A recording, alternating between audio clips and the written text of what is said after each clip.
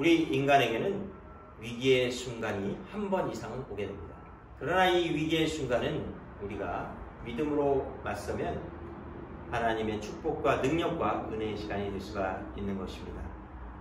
첫째, 위기의 순간에 필요한 것은 담대함입니다. 사탄의 공격 목표는 언제든지 하나님의 백성들의 마음에 담대함을 잃게 만드는 데 있습니다. 왜냐하면 우리가 담대함을 갖고 있으면 하나님의 큰 상을 얻는다고 히브리서 10장 35절에서 말씀하고 있기 때문입니다.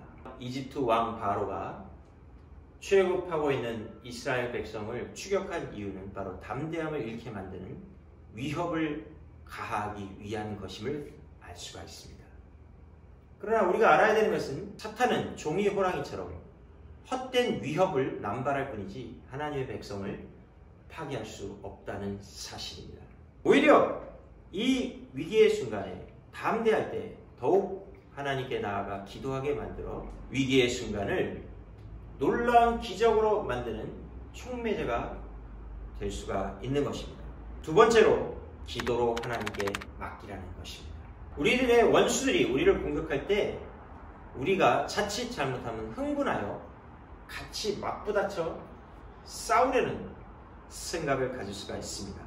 뭔가 해야 되지 않느냐라는 생각에 사로잡힐 수가 있는 것이죠. 그러나 이 상황을 먼저 하나님께 맡기는 기도를 해야 합니다.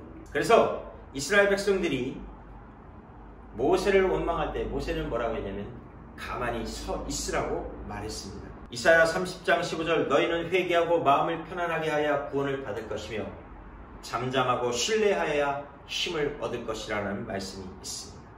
14장 14절 여호와께서 너희를 위해 싸우시리니 너희는 가만히 있을지니라. 이 말은 하나님께 부르짖으라는 말씀입니다. 나의 어려움을 하나님께 고하고 완전히 맡길 때 하나님께서 우리의 믿음을 보시고 역사하십니다. 우리가 맡긴 만큼 하나님께서 역사하신 것입니다. 10%를 맡기면 10% 하나님께서 역사하실 것이고 100% 완전히 맡기면 하나님께서 완전한 승리를 주실 것입니다. 우리의 기도가 하나님께 대한 완전한 신뢰 상태로 들어가야 되는 겁니다. 그러게 되면은 하나님께서 이제 해결책을 알려주세요.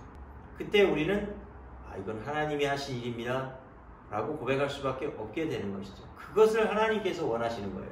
그래서 지금까지 한 번도 해보지 않았던 홍해 바다가 갈라지는 방법을 알려주셨습니다. 이처럼 우리가 하나님의 초자연적인 해결 방법을 받는 방법은 하나님께 완전한 신뢰를 드리는 것입니다. 사람은 자기가 하나님보다 더 지혜롭고 더 강하다는 생각을 은연중에 하고 있는 것입니다. 그래서 못 맡기는 것이죠. 세 번째, 믿음으로 용감하게 행동하라. 첫 번째, 마음의 두려움을 제거하고 담대해지고 그리고 하나님의 해결 방법을 받아냈다면 그 다음에 그 방법을 가지고 내가 행동에 옮겨야 하는 것입니다. 믿음은 행동에 의해 완전해집니다. 이스라엘 백성들 앞에 엄청난 홍해 바다가 펼쳐져 있습니다.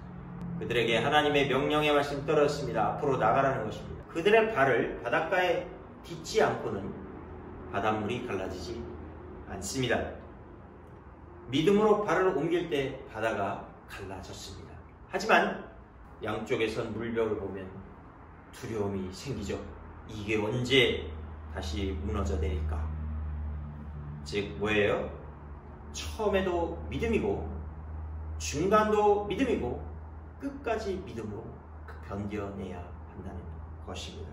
완전한 승리를 이룰 때까지 우리는 계속 두려움과 싸워서 승리해야 합니다. 우리에게는 끝까지 따라오는 바로의 전차 부대와 같이 우리를 괴롭히는 사람들과 그 뒤에 있는 마귀가 있습니다. 우리가 이런 대적하는 악의 세력들, 우리가 잘 되는 것을 좋아하지 않는 시기하는 세력들에 대한 두려움을 이겨내야 하는 것입니다. 처음에는 믿음으로 걷지만 바닷물이 갈라지는 것 같은 큰 승리를 맛본 후에는 교만해져서 자신을 의지하고 자신의 경험을 의지하려고 합니다. 그러면 돌부리에 걸려 넘어지게 될 것이고 바로의 전차부대가 따라와서 잡히게 될 것입니다.